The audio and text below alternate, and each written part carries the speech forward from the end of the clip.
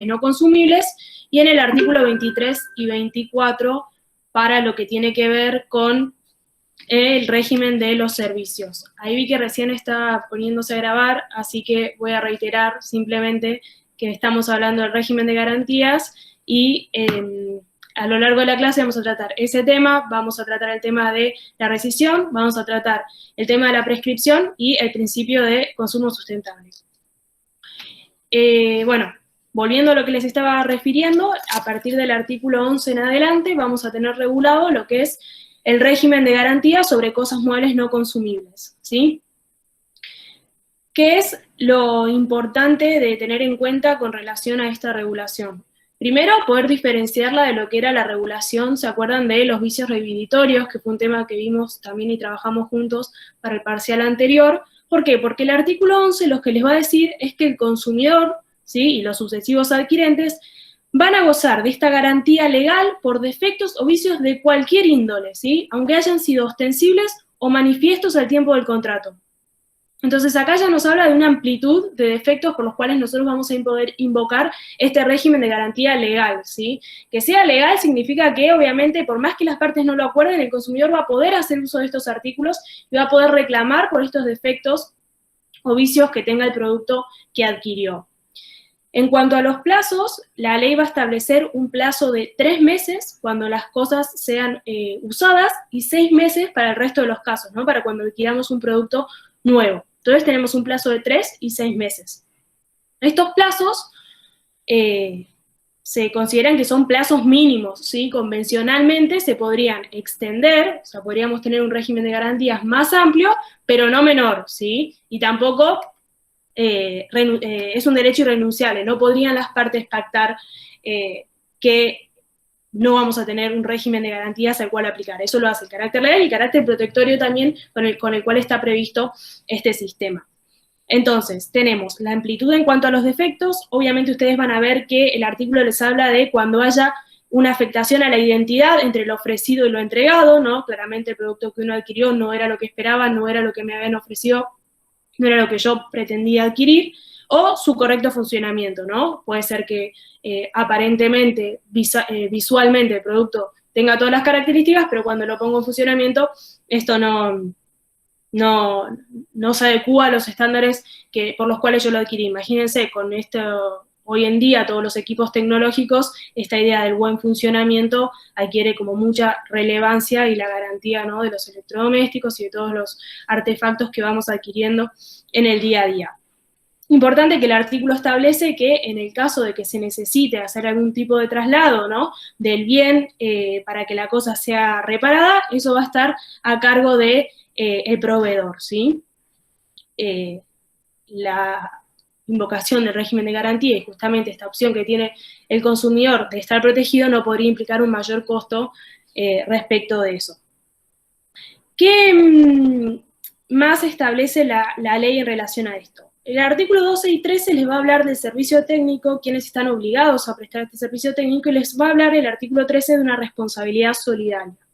El artículo 12 les va a decir que tanto los fabricantes, los importadores y los vendedores tienen que asegurar el servicio técnico adecuado y el suministro de partes y repuestos. El artículo 13 va a calificar de solidaria, ¿sí?, la responsabilidad por el cumplimiento de la garantía entre los productores, importadores, distribuidores y vendedores. Acuérdense que yo les estoy hablando de garantías sobre cosas muebles no consumibles, por lo tanto, cuando estemos refiriéndonos a bienes inmuebles, en realidad nos vamos a tener que remitir a lo que es el régimen de vicios rehabilitatorios del Código Civil y Comercial y a las garantías del contrato de obra, que lo vamos a ver en la segunda parte oportunamente. Pero sí siempre tengan en cuenta respecto de qué artículos se aplica este régimen de las garantías. El artículo 14 nos habla del certificado de garantía. Y si bien probablemente no les resulte novedoso la enumeración que hace el artículo respecto de la información que tiene que proveer, justamente me interesa resaltar esta idea de cómo podemos analizar el régimen de garantías atado al principio y al deber de información que vimos la clase anterior, ¿sí? ¿Por qué? Porque justamente este principio, este deber de información que analizamos con base en el artículo 42, es transversal a muchos institutos que están en la Ley de Defensa del Consumidor. Y en este régimen de garantías se ve claramente cómo el proveedor está obligado a informar al proveedor respecto de todas estas características y condiciones en las cuales va a ofrecer la garantía. El artículo 14, que les habla de certificado, les va a decir, primero importante, que tiene que constar por escrito, en idioma nacional, con una redacción de fácil comprensión, en letra legible, y que tiene que contener, como mínimo, los requisitos que están ahí enumerados. Principalmente la identificación de quién es el vendedor, quién es el fabricante, quién es el importador, y la identificación de la cosa, ¿sí? Las especificaciones técnicas que a mí me permiten individualizar el bien que yo adquirí, las condiciones de uso, instalación y mantenimiento, que son necesarias para ponerlo en funcionamiento, y por último, las condiciones de validez de la garantía, el plazo, ¿sí? En ausencia de plazo van a ser los que ya dijimos, de 3 y 6 meses respectivamente, y las condiciones de reparación de la cosa con especificación del lugar donde será efectiva. ¿Por qué? Porque el consumidor tiene que saber a dónde tiene que recurrir en caso de que tenga que hacer uso de este derecho que le reconoce el ordenamiento, ¿sí? Acá entonces tenemos que el proveedor está obligado a entregar un certificado, ¿sí? De garantía con todas estas características. Cuando nosotros adquirimos un determinado bien, tendríamos que obtener siempre este certificado con toda esta información que hace el ejercicio del deber de información y que nos va a proveer a nosotros de la información justamente necesaria para que podamos hacer valer derechos en caso de que lo necesitemos y que el bien o no funcione correctamente o no haya una identidad entre lo que ha sido ofrecido y lo que hemos adquirido. Importante que este artículo también lo que establece es que se va a considerar nula toda cláusula, ¿sí? Que contraríe esta disposición. Entonces acá, retomando un poco también lo que vieron en la clase pasada, tienen un ejemplo, ¿sí? de una cláusula que se consideraría nula en caso de que se pretenda avasallar este derecho. Y el artículo 15, que creo que se corresponde con este deber de información de otorgar el certificado de garantía, pero que es a la vez más importante, creo, es la constancia de reparación. ¿Por qué? Cuando nosotros llevamos a un bien a arreglar y que hacemos uso de nuestro derecho de, encontrándose en plazo de garantía, pedir que reparen el bien, nos tienen que dar una constancia, ¿sí? Que especifique qué trabajos se realizaron sobre ese bien, qué piezas se repararon, qué fecha, en qué fecha el consumidor hizo entrega de la cosa y en qué fecha se fue de vuelta, ¿sí? Eso es una manera de registrar justamente este ejercicio del derecho, pero que el consumidor también tenga herramientas eventualmente para hacer o un reclamo posterior, para hacer uso de las facultades que les prevé el artículo 17, que ahora las vamos a ver. Muchas veces esta constancia de reparación, sabemos, por muchas veces que nosotros podemos haber ido a reparar un determinado bien, que no siempre nos informan adecuadamente sobre las características o los trabajos realizados sobre ese producto, ¿no? Y muchas veces no nos olvidemos que el consumidor está en una situación de desventaja porque tampoco entiende cómo funciona internamente ese producto como para saber qué piezas han sido reemplazadas o qué trabajos se han realizado, ¿no? Me imagino ya con el simple hecho de una computadora, las personas que, como yo, que no entendemos tanto de cómo funcionan internamente las piezas o los distintos elementos que la componen, uno va a un técnico y quizás, si no tiene, como dice acá, ¿no? Con todas estas especificaciones, cuál fue la naturaleza de la reparación, cuáles fueron las piezas reparadas o no, el consumidor está desinformado. Entonces, bueno, esta constancia de reparación, quien preste la garantía está obligado a entregarla, ¿sí? Y tiene que indicar estos requisitos. Importante tener en cuenta que el tiempo durante el cual el bien esté siendo revisado, digamos, si uno va y deja el bien para que lo puedan reparar, ese plazo durante el cual quien va a prestar la garantía retuvo el bien para poder trabajar sobre él, hace extender el plazo que yo les había mencionado antes de 3 y 6 meses, ¿sí? Digamos, no se computa ese plazo a los efectos de de tener en cuenta cuándo vence la garantía, sino que lo hace extender. ¿Sí? En el artículo 16 lo tienen expresamente contemplado como prolongación del plazo de garantía. Dice, el tiempo durante el cual el consumidor está privado del uso de la cosa en garantía, por cualquier causa relacionada con su reparación, debe computarse como prolongación del plazo de garantía legal. ¿Sí? Y el artículo 17 lo que nos va a establecer es qué puede hacer el consumidor frente a una reparación que no fue satisfactoria, ¿no? Ejerció su derecho, llevó el bien a reparar, pero cuando se lo devuelven o vuelve a fallar o la reparación o vuelve a fallar o funciona de forma defectuosa, por más que pueda llegar a cumplir parcialmente su función. Y en ese caso, el artículo 17 reconoce 3 opciones para el consumidor, ¿sí? Le da 3 alternativas. Primero, puede pedir la sustitución de la cosa por una nueva, y en ese momento renace la garantía, el plazo de garantía comienza a correr desde cero nuevamente.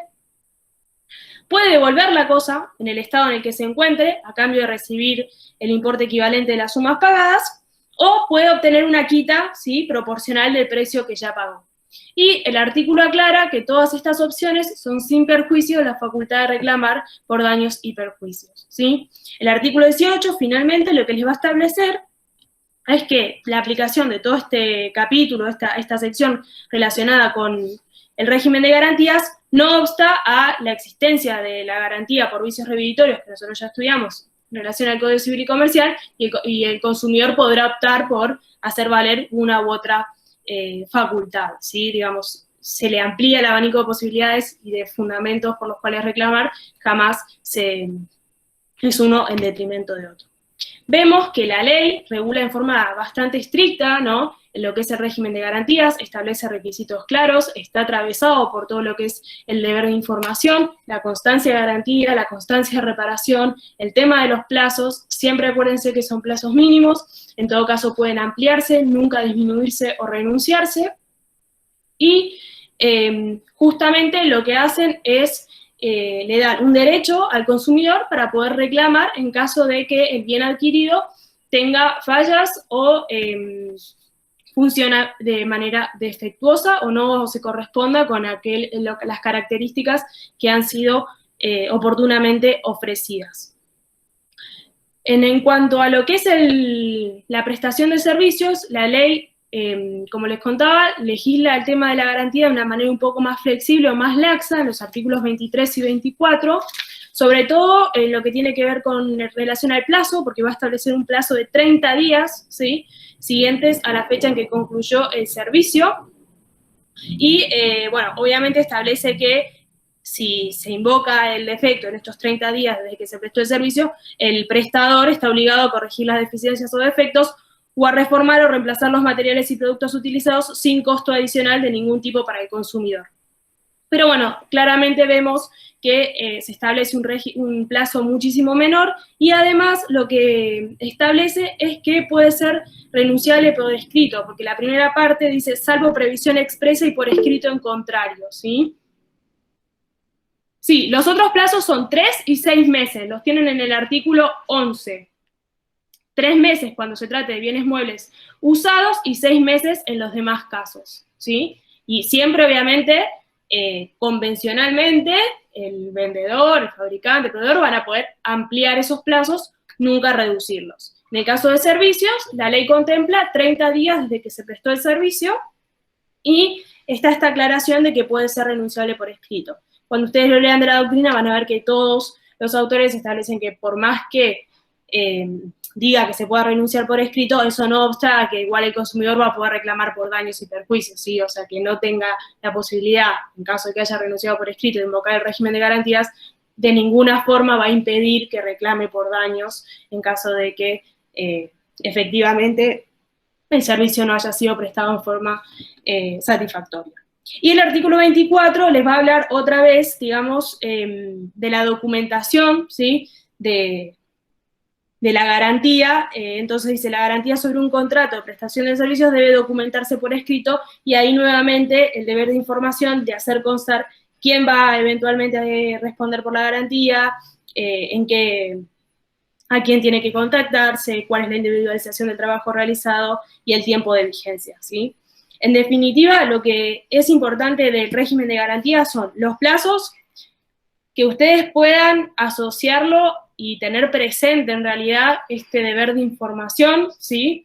Y cómo muchas veces el consumidor va a poder solo hacer efectiva la garantía y poder reclamar la sustitución del bien o hacer uso eventualmente de la facultad 17 si conoce que tiene, ¿no? ese deber. Por eso es muy importante el cumplimiento y la observancia de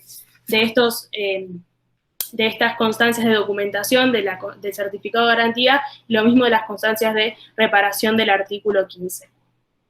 Bueno, esto por un lado en lo que tiene que ver con el régimen de garantías. Hay algo que me había quedado pendiente mencionarles de la otra clase. Yo no sé si esto ustedes lo vieron cuando analizaron la noción de consumidor y proveedor, pero cuando vimos el tema de publicidad, yo no les aclaré, me parece, y bueno, si lo aclaré lo repito, que ustedes se acuerdan que por disposición del artículo 2, quedan por fuera de la ley 24240 todo lo que tiene que ver con las profesiones liberales, ¿no?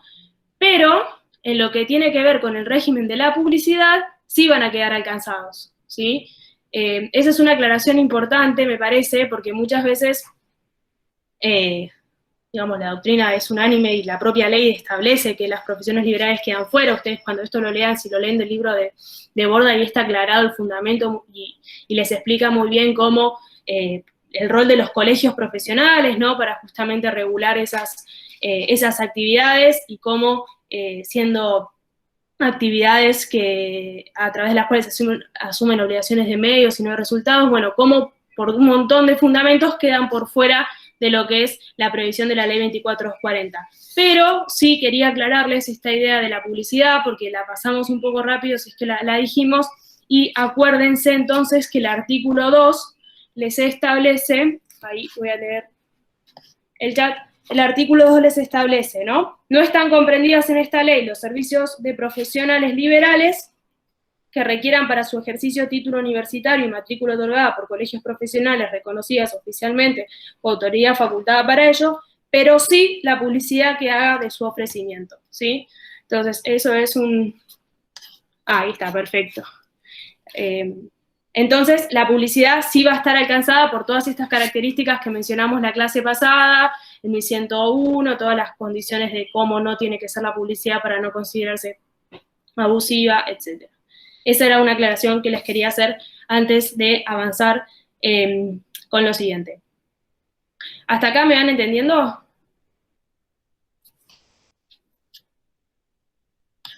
¿Alguien tiene alguna duda?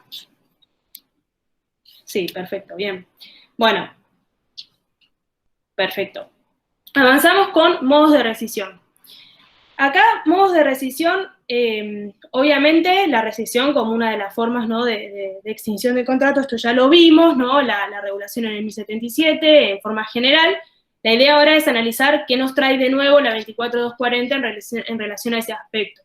Una primera mención la van a encontrar en el artículo 10 bis, pero van a ver, eso igual lo van a ver en la próxima clase cuando hablen de incumplimiento. Cuando ahí habla de rescisión, en realidad es una resolución por incumplimiento, justamente, ¿sí? Con los efectos retroactivos y todo lo que ya vimos en el marco de la resolución, pero el artículo 10 bis se enmarca dentro de las facultades que tiene el consumidor frente al incumplimiento. Eso lo vamos a ver en la próxima clase. Ahora lo que vamos a analizar es el artículo 10 ter y 10 cuartor, que hablan específicamente de la rescisión en las contrataciones de servicios, ¿sí?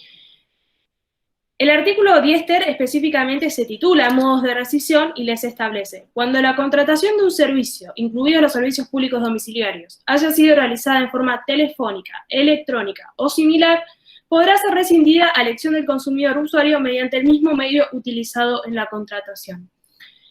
¿Qué es lo importante de este artículo? Y para que podamos charlar un poco la trascendencia, y vamos a ver ahora una regulación específica de la Secretaría de Comercio Interior que reglamentó, digamos, este artículo implementando lo que es el botón de baja. Ustedes comentaron en una de las clases anteriores que muchas veces al consumidor se le dan todas las facilidades para contratar, ¿no? A través de un solo clic ya se obliga, pero al momento de querer darse de baja tiene que hacer muchas travesías para poder contactarse con justamente el proveedor de servicios y así poder comunicar su voluntad de justamente rescindir el contrato, de darse de baja y de que ya no le sigan cobrando más por la prestación de un servicio que ya no desea seguir contratando. Sea porque se quiera cambiar de proveedor, sea porque no lo quiere más.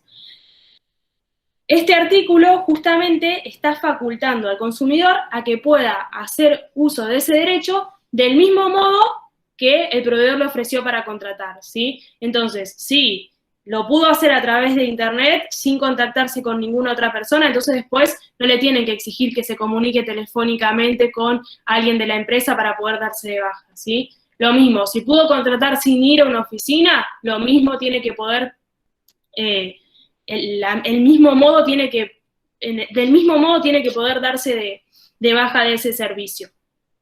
Esto, en lo que es las contrataciones electrónicas, quizás hoy nos parece muchísimo más común o usual, porque la verdad es que la pandemia ha modificado muchísimo la forma de comportarnos frente a las computadoras, frente a las pantallas, y ya creo que muy pocos trámites quedan para hacerse realizados en forma personal yendo a una oficina. Pero si nos remontamos hace 2 años, o sea, el año pasado para atrás, no era tan extraño que las empresas nos hicieran acercarnos hasta la oficina para darnos de baja para algún tipo de suministro, ¿sí? O que nos hicieran eventualmente mandar algún tipo de notificación en forma escrita, etc.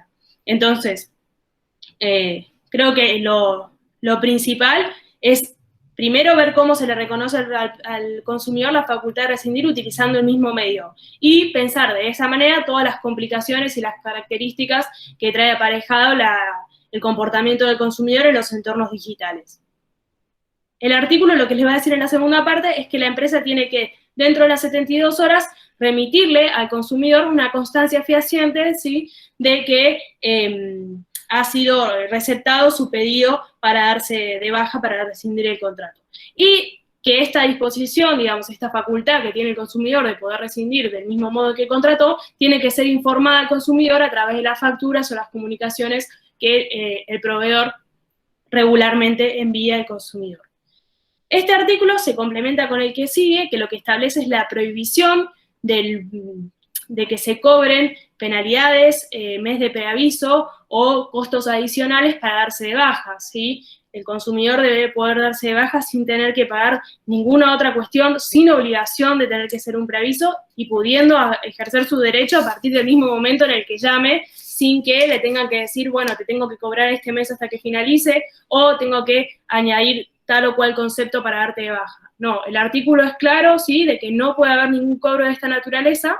Dice, prohíbas el cobro de preaviso, mes adelantado o cualquier otro concepto por parte de los prestadores de servicios en los casos de solicitud de baja realizado por el consumidor en forma personal, telefónica, electrónica o similar, ¿sí?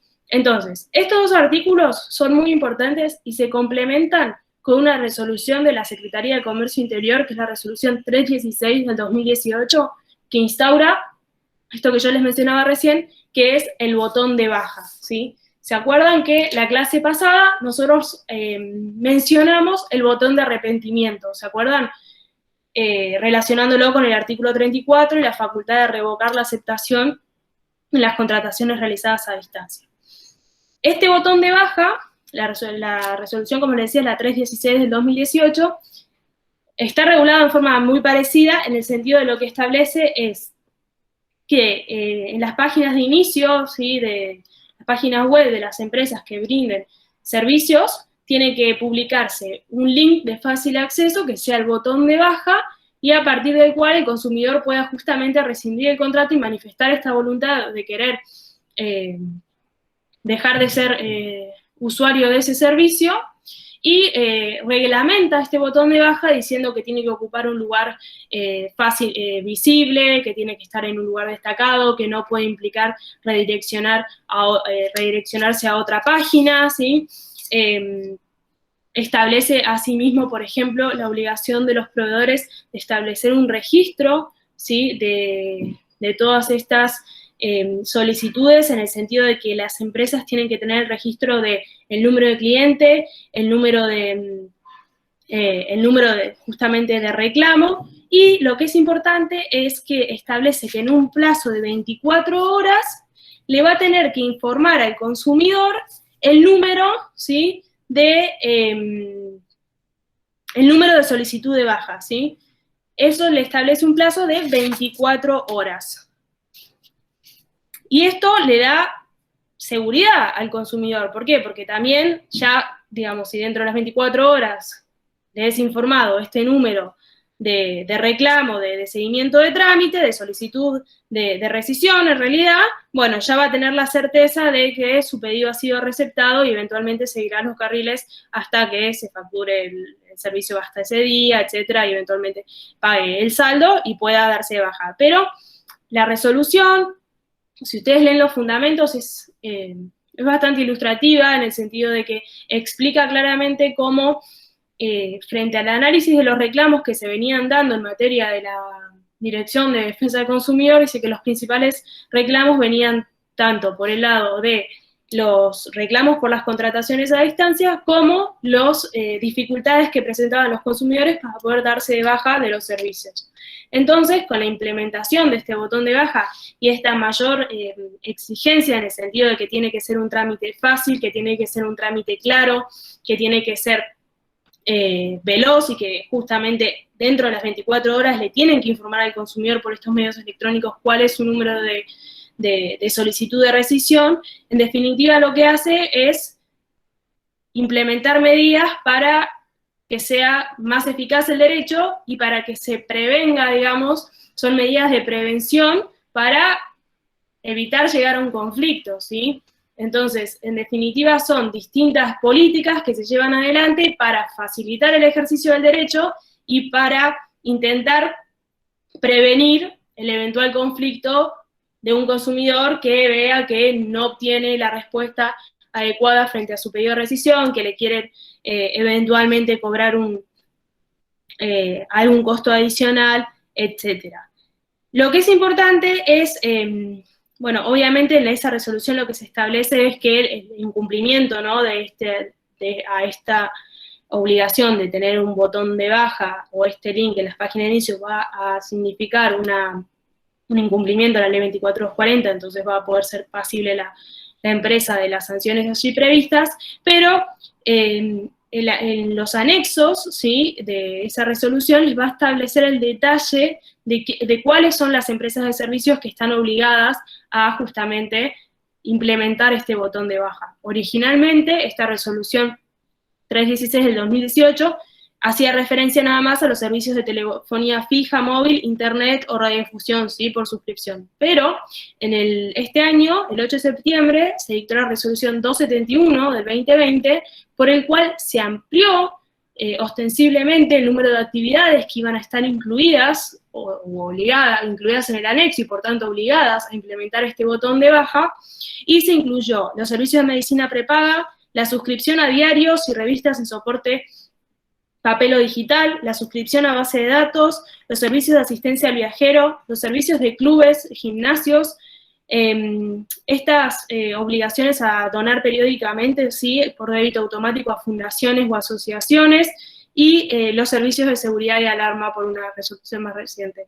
Entonces vemos que, en definitiva, hay muchas actividades económicas de nuestro día a día que quedan alcanzadas por esta regulación y esta normativa, y que justamente la implementación de este botón de baja de servicios, en definitiva, lo que va a hacer es asegurarse de que el consumidor pueda ejercer estos modos de rescisión que establece el Diester de una manera ágil y que verdaderamente pueda hacer efectivo su derecho, ¿sí?, que no se vea expuesto a complicaciones o trámites demasiado complejos, sino que si la propia ley te establece que por el mismo modo que contrató tiene que poder rescindir, bueno, la resolución va más allá y dice, bueno, tiene que ser de esta manera, ¿sí? Un link de acceso fácil, que esté en forma visible, que sea de sencillo acceso, que tenga un tamaño que permita su correcta visualización. Y bueno, entonces, vimos régimen de garantías, vimos modos de rescisión. Ahora nos queda ver el principio de consumo sustentable. Ustedes, por favor, me interrumpen si hay algo que no se entiende o algo que quieran agregar, alguien que haya tenido alguna experiencia en relación a esto, creo que todos alguna vez tuvimos que relacionar sobre esto. Esa resolución, si también la leen, la 31618, establece algunas consideraciones interesantes también en cuanto a la obligación de estas empresas que brinden los servicios, de la atención que tienen que darle al consumidor, ¿no? Al usuario, en ese caso, si hablamos de servicio. Entonces, lo que establece es que si son empresas que únicamente contratan a través de Internet, tienen que igualmente, por ejemplo, establecer durante un periodo, o sea, de lunes a viernes, durante un mínimo de 8 horas, atención telefónica para que las empresas los usuarios puedan contactarse eventualmente con ellos, ¿no? Y bueno, son distintas regulaciones que siempre son complementarias y que, en definitiva, lo que hacen es, como yo les decía, buscar mecanismos para prevenir el conflicto y implementar métodos y modalidades que tengan como fin la efectivización del derecho y que más consumidores conozcan también que tienen estas facultades, porque muchas veces pasa que el consumidor no sabe que puede reclamar de estas determinadas maneras, ¿no? Entonces, siempre el deber de información, y con eso insisto, porque también el deber de información va a tener atrás esta idea de la educación al consumidor, que es un aspecto que vamos a ver ahora también, son relevantes para poder exigir también el cumplimiento de los derechos. Nos queda como tercer punto analizar la idea de el principio de consumo sustentable, ¿sí? El principio de consumo sustentable lo podemos analizar en relación a distintos aspectos. Como primer medida, o primera noción, vamos a ver qué traía la 24240 en relación al consumo sustentable, ¿no? Porque ustedes ya a esta altura ya saben que el código, ¿no?, con lo que significó la recodificación de todo el derecho civil y comercial a partir de la sanción del código del 2015, trajo como una modificación en cuanto al paradigma para interpretar, ¿sí?, y aplicar el derecho privado. ¿Por qué? Porque trajo lo que nosotros ya sabemos como la constitucionalización del derecho privado, ¿no? Recoge los principios constitucionales y los aplica directamente dentro de lo que era la esfera tradicional del derecho privado contractual, sobre todo en lo que hace esta materia. Entonces vamos a tener también lo que es la protección del medio ambiente, ¿no?, que viene del 41, atendiéndonos a lo que es el consumo sustentable. Vamos a tener lo que es el régimen de los derechos humanos también, ¿no?, y reconocimiento a lo largo del código de un montón de cuestiones vinculadas con los derechos humanos y los tratados internacionales y los principios que de allí se derivan. Pero lo que es importante saber es que la 24240 ya tenía 2 artículos que hablaban, antes de esta idea de que el código trae la regulación de la relación de consumo, y particularmente un señalamiento a partir del artículo 14 y 240 de lo que son los derechos de incidencia conectiva, ya nos hablaba de lo que era el principio, nos habla en realidad de consumo sustentable. Si nosotros vamos al artículo 43, que les habla de las facultades y atribuciones de la autoridad de aplicación, ¿no?, que era la Secretaría de Comercio Interior, establecía que de esta secretaría depende la Dirección Nacional de Defensa del Consumidor actualmente, puede o tiene dentro de sus facultades y atribuciones la de proponer el dictado de reglamentación, ¿sí?, de esta ley, y elaborar políticas tendientes a la defensa del consumidor usuario a favor de un consumo sustentable con protección del medio ambiente e intervenir en su instrumentación mediante el dictado de resoluciones pertinentes. Acá ya teníamos entonces asociado a lo que era el rol del Estado, ¿no?, políticas, digamos, en cabeza de la autoridad de aplicación y un deber en cabeza justamente del Estado de promover políticas en esa línea, en esa dirección, bajo ese principio. Pero eso se complementaba con el artículo 61, que les menciona la formación a los consumidores, esta idea que muchas veces no se conoce, ¿no?, de la educación al consumidor, que también es un deber del Estado poder justamente incluir en los planes educativos información sobre el derecho del consumidor. ¿Por qué? Porque esto es como un principio de que si el consumidor no sabe que tiene el derecho, como cualquier derecho, no lo va a poder exigir y no va a poder justamente hacer uso de las atribuciones que la ley le confiere, ¿no? Entonces, ¿cuántas veces nosotros vemos que amigos nuestros, familiares, hermanos, primos, no conocen cuestiones que a nosotros quizás ya nos parecen naturales, como esto de, bueno, si te vino fallado puedes ir a reclamar? Hay algunas cosas que ya están más naturalizadas, pero así todo, esta idea de los 10 días para revocar de pronto una contratación por internet, bueno, hay claramente un déficit, ¿no?, de información y de educación en cuanto a que muchas personas no conocen o no saben que tienen esa posibilidad de ejercer. Acá, en relación a este punto, hacen un trabajo tremendo lo que son las asociaciones de derecho del consumidor, muchas veces también observatorios desde las propias universidades, se hacen trabajos de asistencia. Yo cuando estaba en Mar del Plata, por ejemplo, íbamos a los colegios y le dábamos charlas, bueno, y así en definitiva distintas actores institucionales, muchas veces las universidades, muchas veces las asociaciones, hacen actividades en pos de esto. A lo que viene el consumo sustentable, el artículo 61, inciso E, les hablaba específicamente que la formación del consumidor tenía que incluir, ¿no?, contenidos relacionados con la protección del medio ambiente y la utilización eficiente de materiales. Entonces vemos que, aunque en dos lugares muy específicos, ya la 24240, con las modificatorias, no es la 24240 original, sino las modificaciones de la ley 26361, traía estas incorporaciones en relación a lo que es el consumo sustentable. Si nosotros pensamos qué es el consumo sustentable, yo creo que lo primero que tenemos que tener en cuenta es la relación entre tres factores, ¿no? Tanto el factor económico, el factor social y el factor ambiental. No es solo el factor ambiental. Obviamente está presente la protección del medio ambiente y todos los principios que se derivan del derecho ambiental, pero también relacionar eso con lo que tiene que ver con los factores económicos y factores sociales. Si ustedes leen la Agenda 2030 de Naciones Unidas para el Desarrollo Sostenible, ¿sí?, y los 17 principios que tiene, van a ver lo amplio en cuanto a los temas que se incluyen dentro de lo que es el desarrollo sostenible, ¿sí? Entonces, si hablamos de desarrollo sostenible, específicamente el objetivo número 12 les habla de el consumo sostenible, responsable. Dentro de esa agenda, el objetivo número 12 les habla del consumo sustentable. Si ustedes van a ver ahí todas las metas a las cuales los estados se comprometieron a impulsar medidas y políticas para llegar a eso, vamos a ver que la idea del consumo sustentable es más bien variada y abarca distintos factores.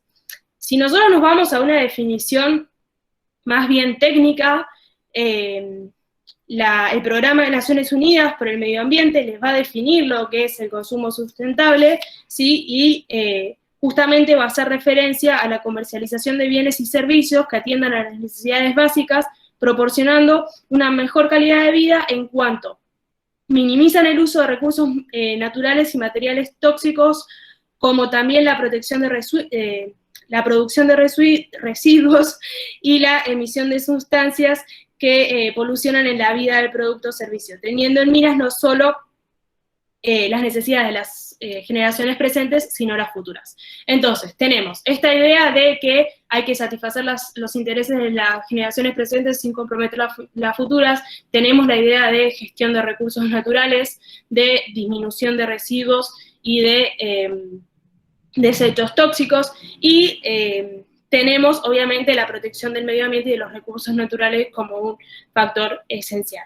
Pero también van a ver ustedes que cuando estudien este tema de distintos autores, no solo se enfocan en lo que es la relación del consumo con el medio ambiente, y si nos paramos en el artículo 41, tenemos la idea del medio ambiente sano, entonces ahí podemos asociar medio ambiente a salud y abrimos el abanico mucho más, porque obviamente el consumidor, acuérdense que por el 42 tiene también protección específica en cuanto al derecho a su salud, pero también está esta idea de no exponer al consumidor a prácticas de mercado que atenten contra sus propios intereses económicos. Entonces, hay distintos trabajos que, por ejemplo, abordan el problema del sobreendeudamiento del consumidor también desde una perspectiva del desarrollo del consumo sustentable o sostenible, ¿sí? ¿Por qué? Porque Hay una clase específica igual que vamos a estudiar nosotros el tema del sobreendeudamiento, pero en lo que me hace ahora a la idea de poder relacionar esta idea del consumo sustentable, me interesa poder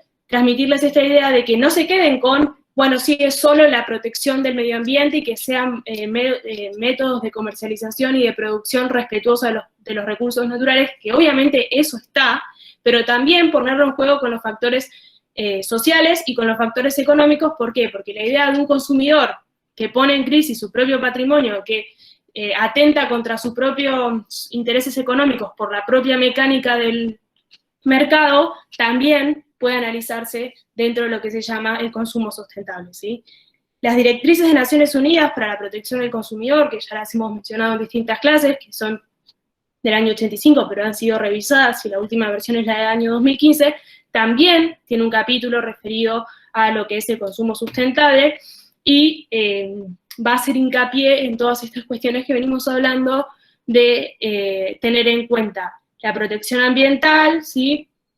Tener en cuenta la gestión de recursos, tener en cuenta esta idea de cuáles son los principios que tenemos que tener en cuenta a la hora de tratar el derecho del consumidor, no solo ya desde una perspectiva de analizar al consumidor como un agente del mercado, sino desde una perspectiva mucho más amplia. Esto lo trabaja también Gonzalo Soso cuando habla de que toda la reforma del código lo que hace es tomar al consumidor desde la perspectiva de la persona humana, ¿no? Entonces la persona humana es consumidor, pero también se relaciona a su ambiente, es en relación a su familia, es en relación al entorno en el cual vive. Específicamente, el artículo 1094 nos va a traer el principio de acceso al consumo sustentable como una pauta interpretativa, ¿sí? El artículo 1094 nos va a decir: las normas que regulan las relaciones de consumo deben ser aplicadas e interpretadas conforme con el principio de protección del consumidor, o sea, principio protectorio ya lo conocemos, y el de acceso al consumo sustentable. Esta idea de acceso al consumo, primero, después le agregamos el calificativo sustentable, también se relaciona con una discusión que hay en la doctrina, o más que discusión, creo que es un enfoque de análisis, relacionado con la idea de si hasta dónde se extiende la protección del consumo o del consumidor, si el artículo 42 también puede entenderse como comprensivo, digamos, de un derecho más amplio, como es el acceso al consumo como un derecho humano, en la medida de entender que la persona, para poder desarrollarse plenamente como un ser humano, va a necesitar acceder a determinados bienes y servicios. Y ahí está esta idea del acceso al consumo, analizadas desde la perspectiva de un derecho humano y la interrelación del 75, inciso 22, y los tratados internacionales, ¿sí?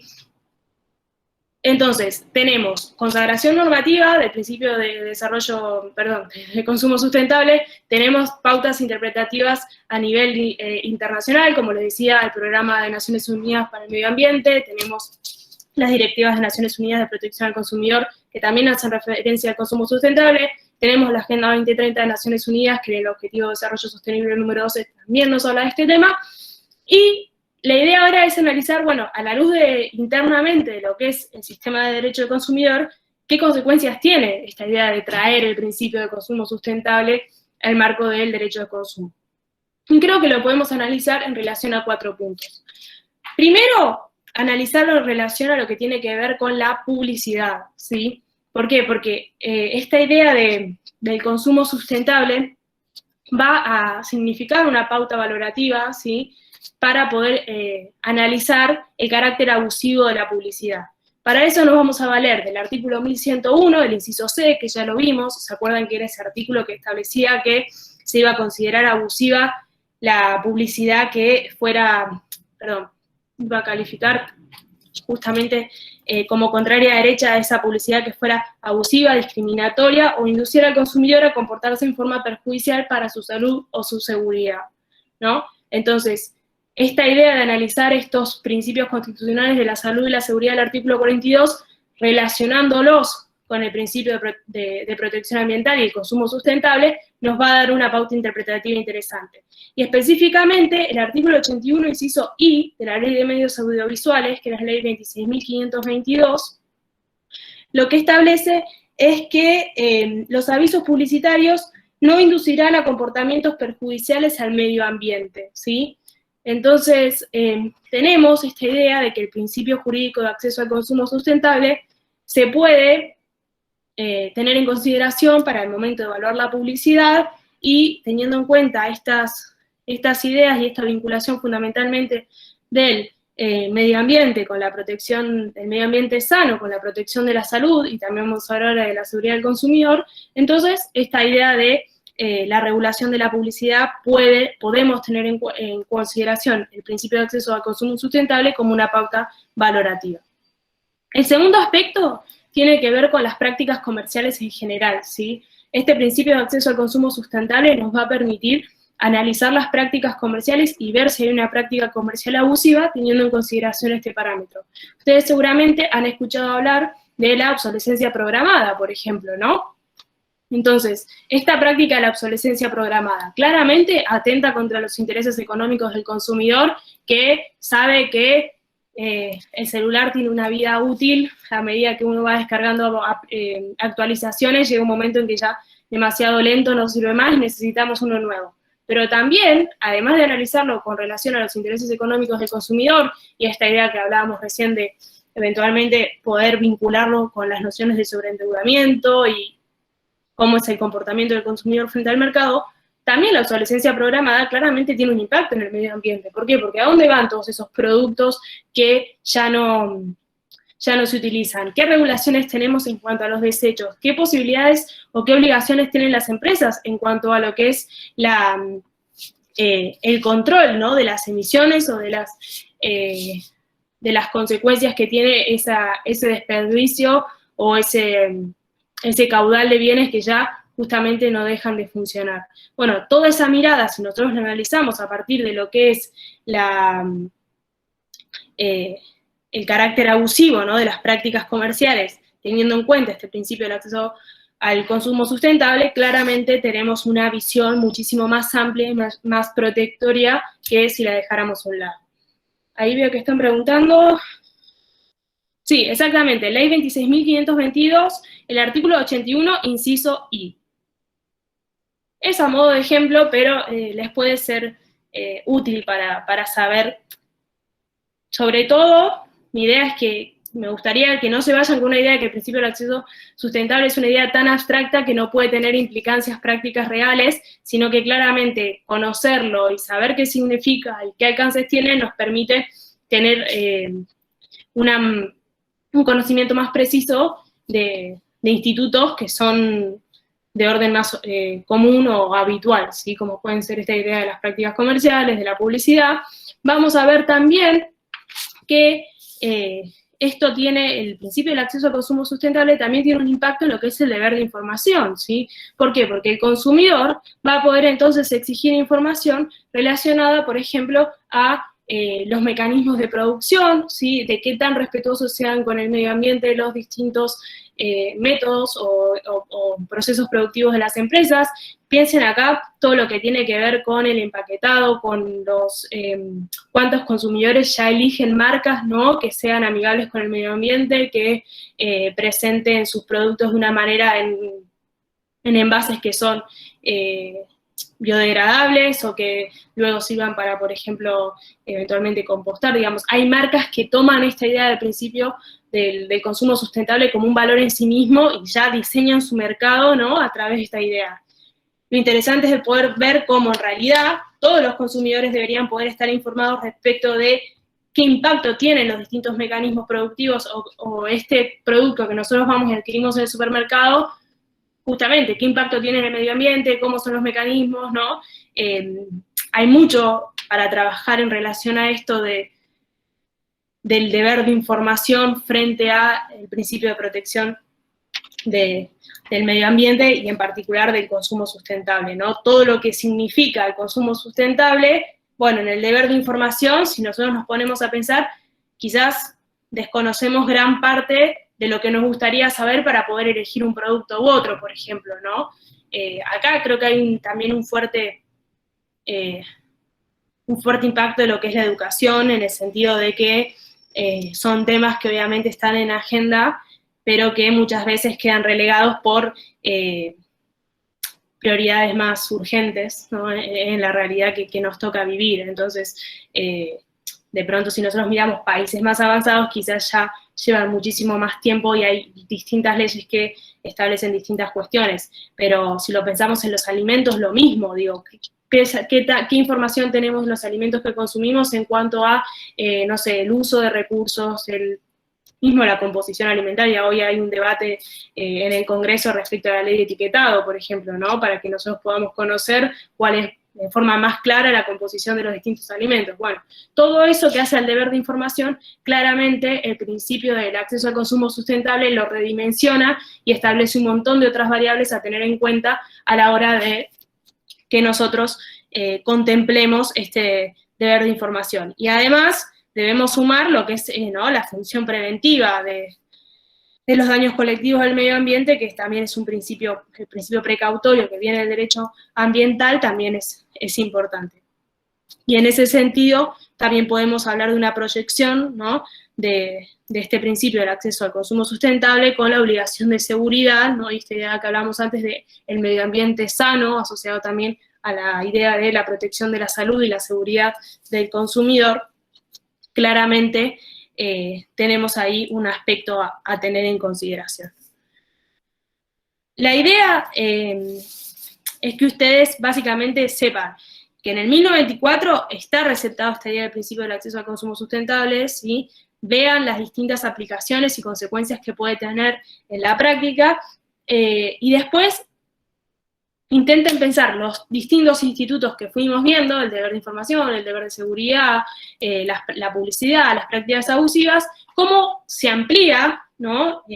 La obligación del proveedor o la extensión de cada uno de estos institutos si le incorporamos estas dimensiones del acceso al consumo sustentable y sostenible, ¿sí? Y también tener en cuenta que el consumo sustentable lo que hace en definitiva es nos recuerda que tenemos que manejarnos con esta idea de la herramienta del diálogo de fuentes, ¿sí? Que no nos podemos quedar con el 1094, ¿por qué? Porque si está en juego, obviamente, el medio ambiente, tenemos todo lo que tiene que ver con la regulación de los derechos de incidencia colectiva, como les mencionaba yo, del artículo 14, el 240, tenemos el principio precautorio que viene del derecho ambiental, tenemos las directrices de Naciones Unidas, ¿sí? De protección al consumidor, tenemos el Programa de Naciones Unidas para la Protección del Medio Ambiente, tenemos la Agenda 2030 para el Desarrollo Sostenible, y entonces de pronto nos damos cuenta que tenemos un montón de instrumentos de orden internacional que, aunque tengan carácter de soft law o sirvan como pautas interpretativas, de pronto nos están marcando el rumbo en cuanto a principios que tenemos que tener en consideración. Y si, por ejemplo, ustedes leen los fundamentos de la resolución que vimos antes, de la 316 de 2018, que les habla del botón de baja de servicios, van a ver que toma las directrices de Naciones Unidas y justamente dice, esta resolución se enmarca en los principios que establece las directrices de Naciones Unidas para la protección del consumidor, y entonces, en pos de implementar un mecanismo, bueno, ahí claramente tenemos las directrices aplicadas. Las directrices traen la idea del consumo sostenible, entonces, no están tan lejos, quiero decir, ¿sí? O sea, si bien nosotros pensamos, directrices de Naciones Unidas, no, tienen un impacto directo. Y en esta idea del diálogo de fuentes y la internacionalización de los derechos humanos y la constitucionalización del derecho privado son como distintos ejes que hacen que, por más que nosotros estemos hablando de una compra de un determinado producto en un supermercado y no nos podamos imaginar la trascendencia que tiene, en realidad, en el marco de una relación de derecho privado, confluyen principios constitucionales, principios de protección de derechos humanos, principios de protección del medio ambiente, etcétera, ¿sí? O sea, tengan en cuenta esta idea del diálogo de fuentes como una estrategia, una herramienta, una tecnología que en realidad lo que nos permite a nosotros es aplicar las distintas regulaciones y los distintos ordenamientos para una correcta tutela de los intereses y de los derechos del consumidor, ¿sí? Pasando ya al último tema, voy a apurarme porque sé que vamos un poco, así hay tiempo para que me hagan preguntas si las tienen. ¿Hasta acá me entendieron?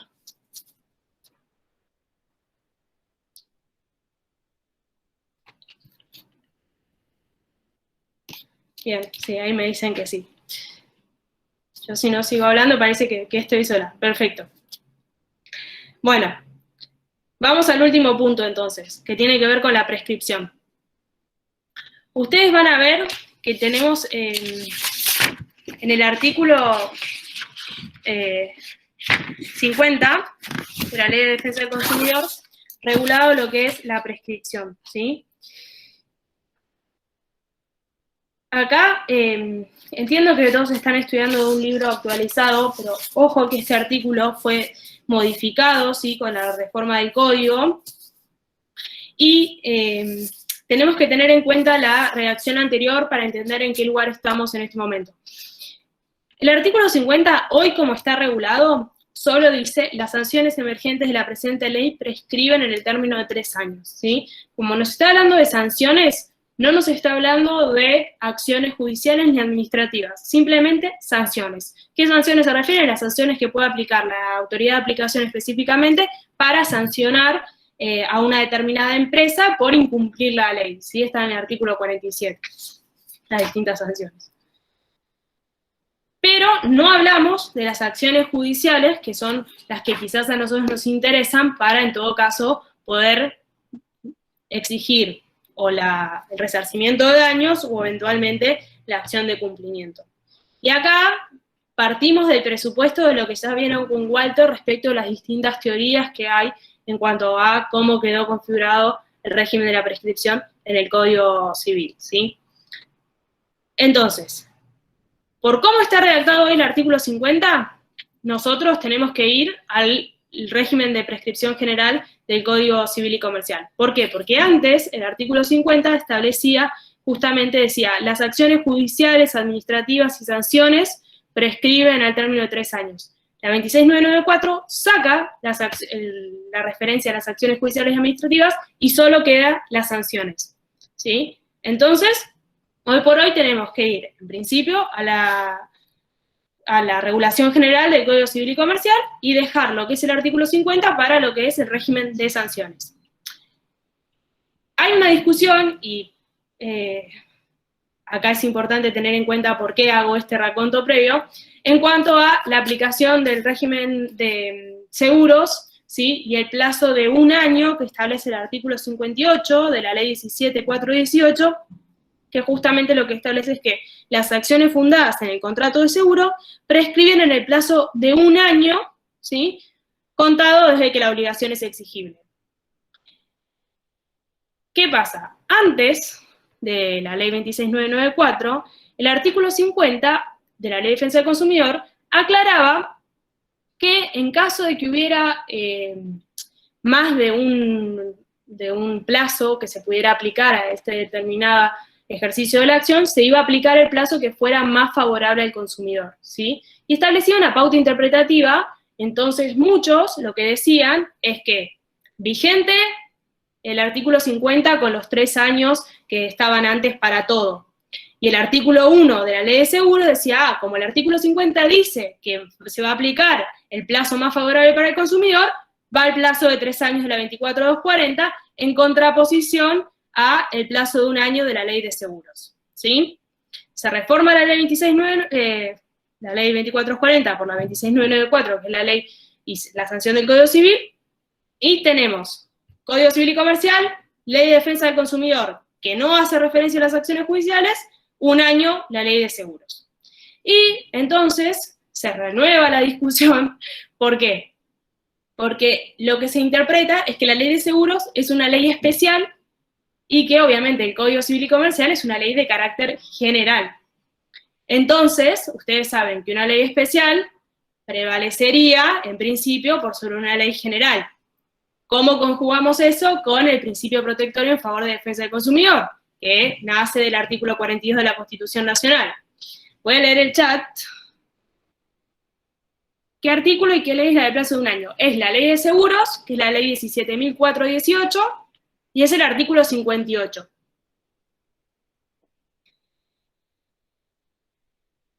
Después, la Ley 26.994, lo que hizo fue justamente modificar el artículo 50 de la Ley de Defensa del Consumidor y quitó la referencia a las acciones judiciales y administrativas y solo la dejó para las sanciones.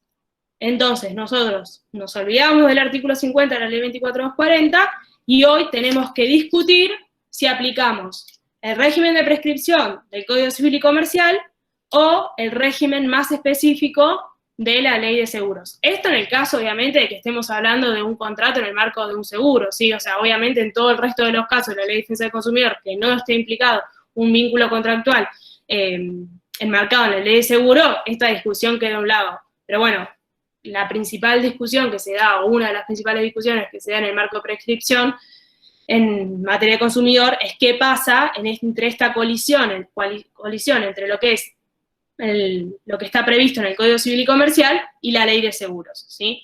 Y acá hay distintas posturas.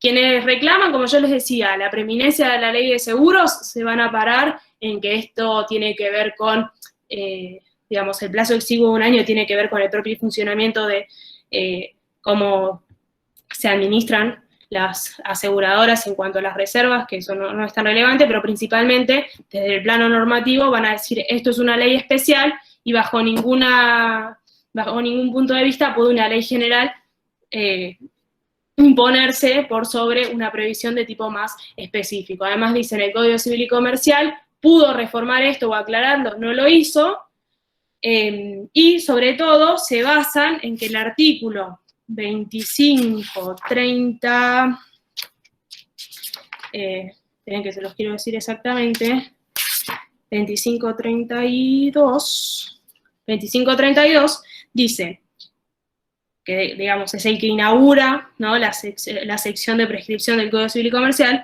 dice, en ausencia de disposiciones específicas, las normas de este capítulo son aplicables a la prescripción, bla, bla, bla. Entonces dice, claramente, acá hay una norma específica, entonces el régimen general del Código Civil y Comercial no se aplicaría. ¿Qué dice la otra postura?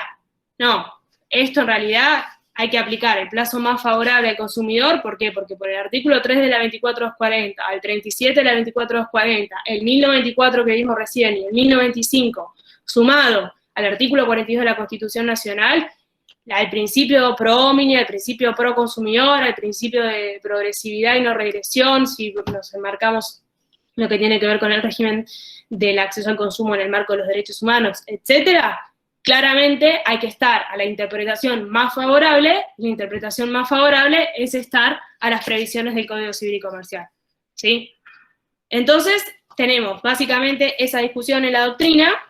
Hay un fallo que salió este año, en abril, del Superior Tribunal de Mendoza, que trata este tema, y que justamente lo que establece, porque también hay una doctrina que sale de la Corte Suprema de Justicia de la Nación, en las causas Buffon y Flores, etcétera, que lo que dice es que claramente, o sea, esta idea de que una ley general no puede afectar o modificar una ley específica o especial como sería la ley en materia de seguros. ¿Qué dice este fallo del Superior Tribunal de Mendoza, que termina diciendo que es aplicable el plazo de 5 años? Dice, esa doctrina de la Corte no fue en materia de prescripción, fue en materia de seguros, pero por otras cuestiones. Entonces, dice, ojo con extender lo que es la interpretación en un determinado contexto para un determinado fin a una temática que no tiene nada que ver con el régimen de la prescripción. Después, igualmente, este fallo entonces lo que hace es, en lugar de aplicar, o sea, revoca la sentencia, perdón, confirma la sentencia de Cámara que había revocado la de primera instancia, y dice, en esto acá hay una relación de consumo, hay que establecer el plazo genérico del 25-60, que son los 5 años. ¿Por qué? Porque es el plazo más favorable para el consumidor. Entonces, se da todos los argumentos, explica por qué va a dejar a un lado esta postura de quienes alegan la preeminencia de la ley de seguros por sobre este plazo genérico, y termina diciendo que corresponde el plazo de 5 años. Del otro lado, van a decirle lo que yo les decía antes, de que en realidad es una ley específica, etcétera, que se van a basar en esta teoría de la doctrina de las causas Buffon y Flores de la Corte Suprema de Justicia de la Nación, y van a propiciar la aplicación del plazo de 1 año. Esto, reitero, es una discusión para los casos en que estemos hablando de una relación de consumo en el marco de un contrato de seguro, ¿sí? Si no está la ley de seguro de por medio, vamos al régimen del Código Civil y Comercial. ¿Por qué? Porque, como yo les expliqué, el artículo 50 sacó, ¿sí?, lo que era la regulación de las acciones judiciales y administrativas, y quedó simplemente para las sanciones. Ahora, dejando a un lado esa discusión y yendo al Código Civil y Comercial, ahí se reaviva estas distintas teorías que les mencionó Walter, ¿sí? Entre aquellos que unifican todos los 3 años, aquellos que establecen que la acción de cumplimiento solo es de 5 y todo lo que es daños derivados de la responsabilidad civil, ya sea contractual o extracontractual, van a ser de 3 años, y quienes en realidad van a decir que los 3 años son solo para los daños derivados de un hecho ilícito y todo lo que es en materia contractual, cumplimiento o reparación de daños quedan 5 años. Eso sale en la interpretación de del 2560 al 2561 y son las distintas teorías que Walter ya les explicó.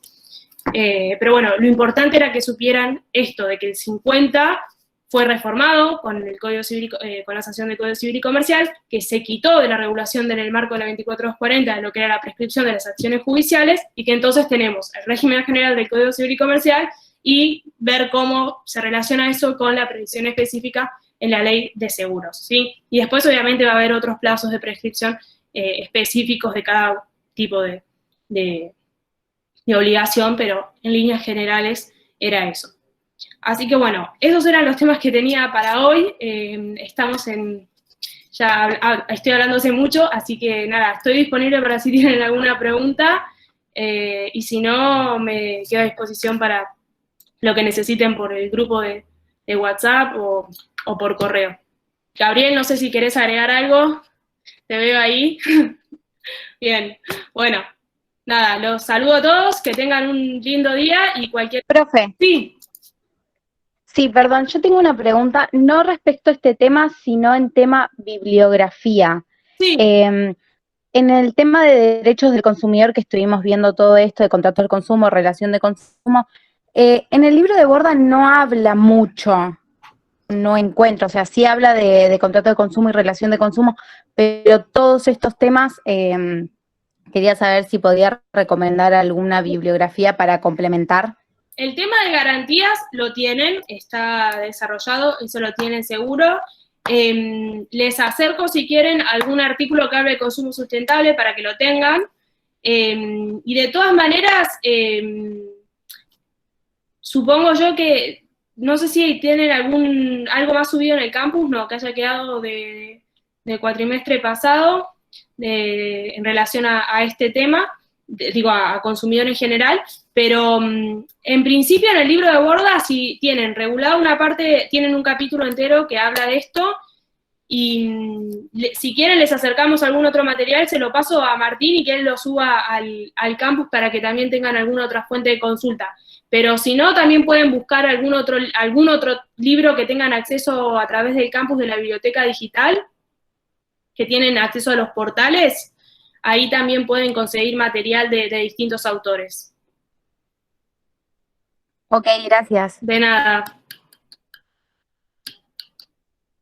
Bueno, si no hay más preguntas, nos vemos la próxima. Un beso a todos.